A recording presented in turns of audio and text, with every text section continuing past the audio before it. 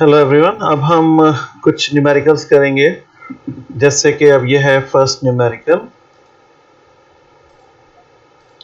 इसमें क्या था, N amplifier has a voltage gain of 50। Voltage gain amplifier का 50 है और गेन रिड्यूस जो हो जाता है बाय 10। कब गेन रिड्यूस हो जाएगा? बाय नेगेटिव फीडबैक से। The find the percentage of then find the percentage of feedback. आखिर कितनी परसेंट आपने फीडबैक लगाया होगा कि गेन जो है वो 50 से रिड्यूस होकर 10 हो गया, तो जाहिर सी बात है यहाँ नेगेटिव फीडबैक होगी। तो amplification after negative feedback is, ये होता ही है, आपने तो फार्मूला पढ़ रखा है। गिवन दैट आफ्टर मतलब फीडबैक लगाने के बाद रिड्यूस टू 10, तो ए एफ जो है वो 10 हो गया। और ए जो है वो तो शुरुआत में था, वो कितना था? वो 50 है। तो 10 इज इक्वल टू, आप क्या कहेंगे, 50 अपॉन 1 प्लस बीटा इंटू 50। इस प्रकार बस बीटा आ गया 2 अपॉन 5। इसको परसेंटेज निकाल दीजिए तो 8% की फीडबैक यहाँ पे लगे। Find the percentage of feedback.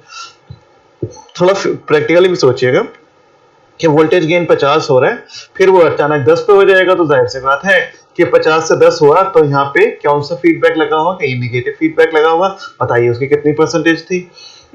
मतलब बीटा ही निकाला है कि कितना आपने फ्रैक्शन बाहर देंगे, 8% देंगे, तो वो 50 से 10 रह जाती है। तो ये आपने निकाल दिया। अगला देखिए, N amplifier has a bandwidth of 200 kilohertz and A voltage gain of 40 dB। What will be the bandwidth अगर 5% नेगेटिव फीडबैक इज इंट्रोड्यूस? 5% लगा दें फीडबैक, तो अब बताइए उसकी बैंडविड्थ कितनी हो जाएगी? गेन विदाउट फीडबैक कितनी है? 40 dB। 40 डेसिबल है, since 5% need feedback is introduce, तो बीटा बराबर कितना हो गया? 5/100, 1/20 का आपने बीटा इंट्रोड्यूस किया। ये नेगेटिव फीडबैक है, therefore gain with negative feedback, ये फार्मूला अभी पढ़ा ही था, इसमें लगा दीजिए। ए कितना है? 40 है, और बीटा की वैल्यू डाल दीजिए। तो मतलब नेगेटिव फीडबैक कितना है? 40/3। अब क्या कहता है, सिंस गेन जो है, gain bandwidth produce remain constant. जो गेन बैंडविड्थ है प्रोड्यूस, वो तो शुरू में और बाद में दोनों में सेम रहती है। तो A इंटू बी डब्ल्यू बराबर ए एफ। ए एफ क्या है? After feedback. वो और बी डब्ल्यू डैश, ये आपस में दोनों बराबर रहेंगे। नाउ न्यू बैंड, ये बैंडविड्थ है, ए इंटू बैंडविड्थ बराबर ए एफ इंटू बैंडविड्थ, तो बैंडविड्थ दोनों में बराबर है। तो बस कहिए बैंडविड्थ जो डब्ल्यू डैश है वो इतने के बराबर। ये कुछ फार्मूले आपको नए से लग रहे होंगे, इन्हें रटना ही पड़ेगा। ऐसे कई बार होता है कि फार्मूले चैप्टर में ड्राइव नहीं कराए जाते हैं, लेकिन उस पर न्यूमेरिकल आते हैं। ये फिजिक्स की बहुत पुरानी समस्या है और वो ऐसे ही कंटिन्यूड रहेगी, और आपको ऐसे ही ध्यान रखना है। ए जो है वो 40 है यहाँ पे, बी जो है वो आपका 1/, वैल्यूज भर दीजिए इसमें जितनी भी हैं, और implies that B W dash बराबर, ये सॉल्व होने पर इतना आ जाएगा क्या? कहिए हाँ आ जाएगा। ये भाई ए एफ कितना निकाला था आपने? ए एफ 40/3, तो यहाँ पे ए एफ की जगह पे लिखेंगे 40/3, ये घूम के ऊपर आ जाएगा। और बैंडविड्थ कितनी है? कहिए, ये दे रखी है ना बैंडविड्थ, वो 200 है। बी डब्ल्यू जो है वो बैंडविड्थ है। देखिए फर्क है, ये बी बनाया है और ये बीटा है, तो इसलिए फर्क रखिएगा। बीटा जो है वो तो फीडबैक को रिप्रेजेंट करता है, कितना फीडबैक का फ्रैक्शन होता है बीटा, और ये क्या है? बैंडविड्थ है। तो a इंटू बैंडविड्थ बराबर ए एफ इंटू बैंडविड्थ। ये डब्ल्यू डैश बाद वाली है बस, और कुछ नहीं है, ये उसकी वैल्यू होती है। बस ये यहाँ पे डाल दीजिए बी डब्ल्यू डैश, ये आ गया। कभी किसी किसी किताब में डायरेक्ट लिखा होता है, यहाँ तो एक लाइन मैंने ज्यादा लिखवा रखी है, ए इंटू डब्ल्यू बीटा बटे ए एफ, ये आ गया। बस मैं वैल्यू सब्स्टिट्यूट करिए और आंसर आ जाएगा। अब अगला है कि gain of amplifier without feedback 50 है, विद नेगेटिव फीडबैक के साथ ये 50 से 25 रह जाता है।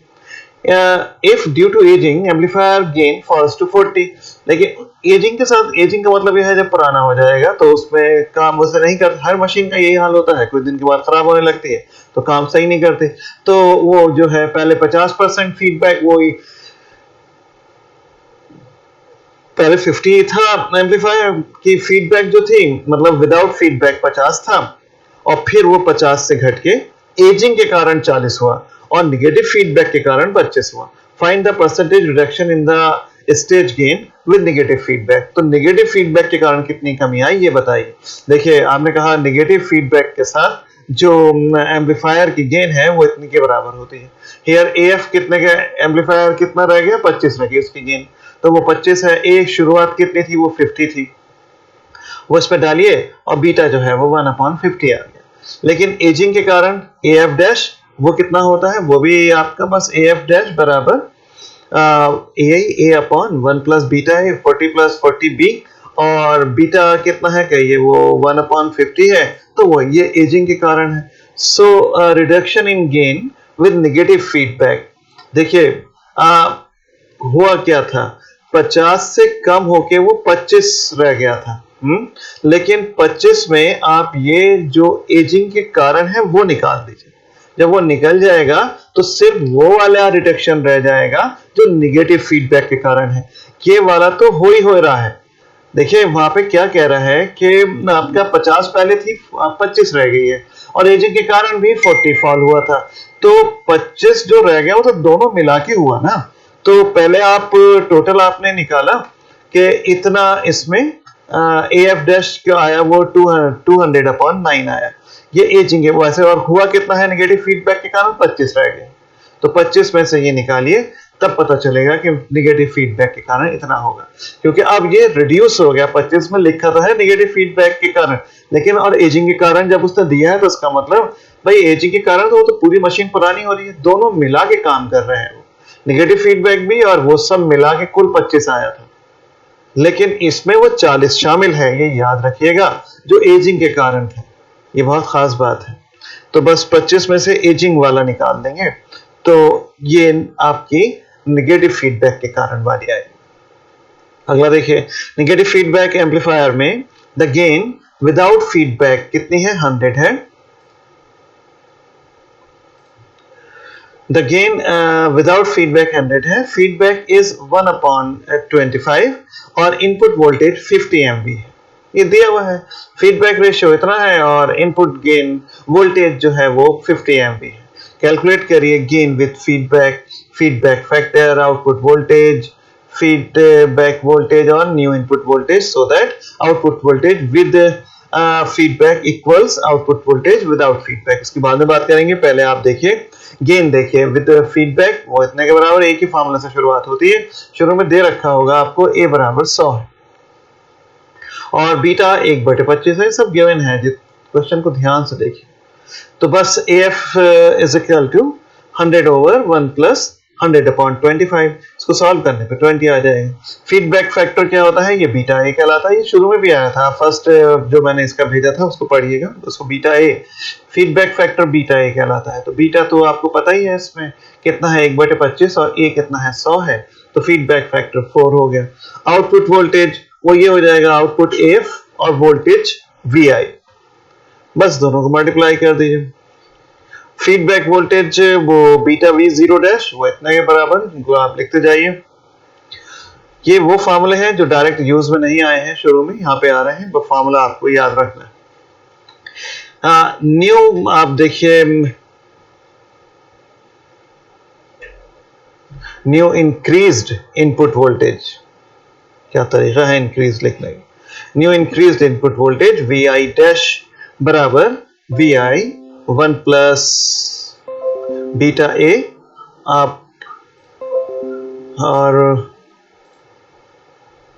1 प्लस बीटा है तो 50 के साथ 1 प्लस बीटा की वैल्यू और A की वैल्यू, इन्हें याद कर लीजिएगा फार्मूले को, ये ड्राइव नहीं हुए हैं, डायरेक्ट आ रहे हैं, मैं बार बार एक ही बात बोल रहा हूँ। फिर देखिए voltage gain of the amplifier with negative feedback 75, if feedback voltage ratio is 0.01 then find out gains without feedback. फिर से पढ़िए एक बार, क्या ये हमें ये गिवन है कि वोल्टेज जो गेन है एम्पलीफायर का,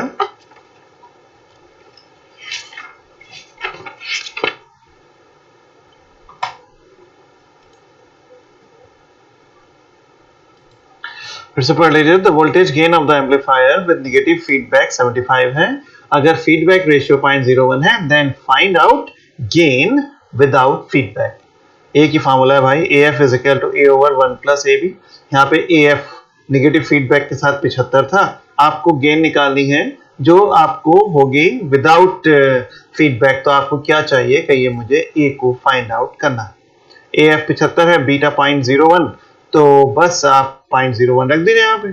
तो 0.01 का हो जाएगा 1/100, और बस कैलकुलेशन करिए और ए की वैल्यू को किसी सूरत से निकाल दीजिए, वो आपके 300 आ गए। इसमें कोई इतना मुश्किल काम नहीं था, इसको आप तैयार करिए फटाफट। अब शायद 2 आर्टिकल इसमें रह गए हैं। देखिए, voltage negative feedback, voltage negative feedback transistor amplifier.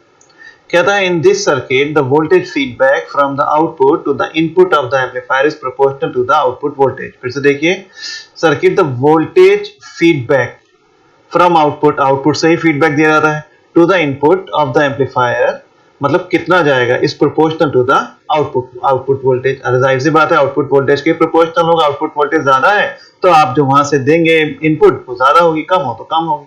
Negative voltage feedback is used in the modern high gain transistor amplifier. Easy transistor में ईजी ट्रांजिस्टर में, रेडियो में, ये रेडियो लिखा है, और पब्लिक एड्रेस सिस्टम में, लाउडस्पीकर वगैरह।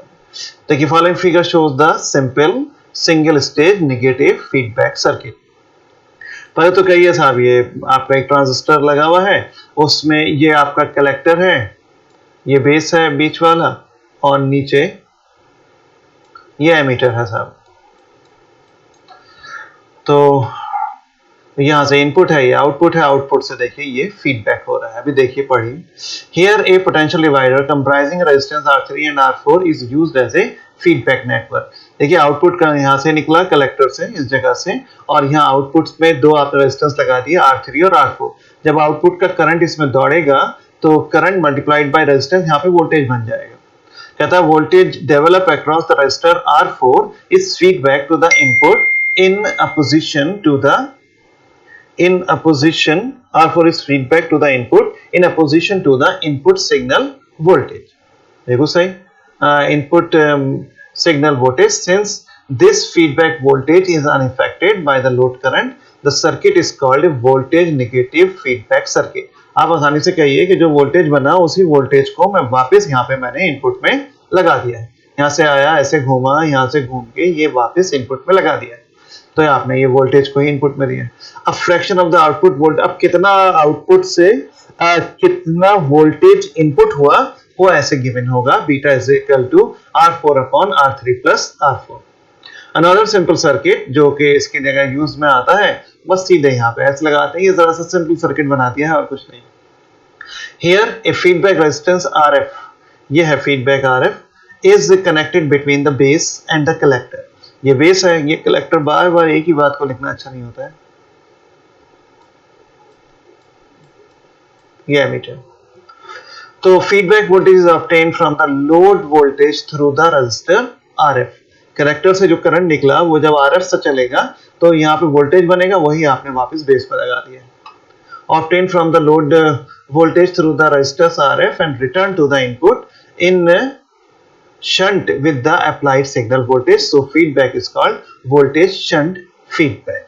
बस यहाँ पे आन के ये शंट तो इसको कर ही रहा है, दोनों को जब दो एक साथ जुड़ गए तो ये शंट हो गए। If resistance between the base and the emitter of the transistor is Rin, then feedback fraction of the output voltage feedback, अब कुल यहाँ पे कितना हुआ, अरे भाई Rin divided by RF plus Rin। वहां पे कितना हो रहा था, वहां पे भी यही था, R4 over R3 plus R4। जहां से दिया जाता है R4 over R3 plus R4।